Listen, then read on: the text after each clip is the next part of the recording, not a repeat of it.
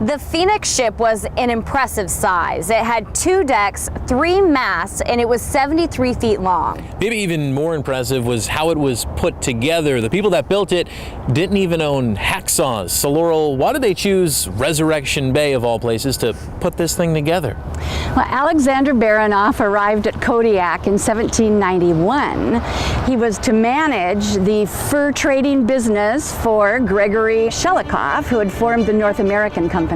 But Baranof was told to build ships. So when he heard the news, he thought, well, I remember a bay that I got into a while ago that was very sheltered from the Pacific storms, and he'd named it Resurrection Bay because he had discovered it during the Easter season. And so he also knew that that area had ample amount of timber to build the ships, and that the rise and fall of the tides would allow ships to be launched. How did Baranof pull off this task? I mean, who helped him build it? Shelikhov sent Baranof a ship loaded with shipbuilding supplies. That included iron, rigging, sails to make one ship.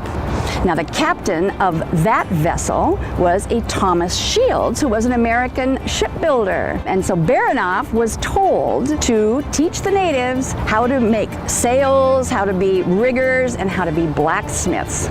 So Baranof, with 23 men, 4 women, and supplies, came into Resurrection Bay on September the 19th, 1791. Now, Baranof and Shields had to really improvise to make this. They only had hand axes for tools, and they ended up using forest moss mixed with hot pitch for caulking, and whale oil thickened with red ochre from iron deposits for the paint.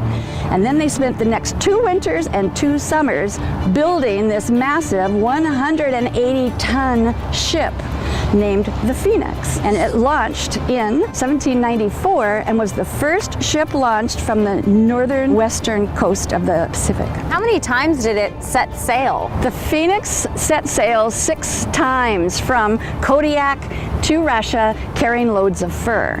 And then on December 1st, 1799, it was leaving Russia, heading for Kodiak, but it turned out to be its last trip. Weeks after the ship was expected in Kodiak, pieces of it started washing up on the eastern shore of Kodiak Island.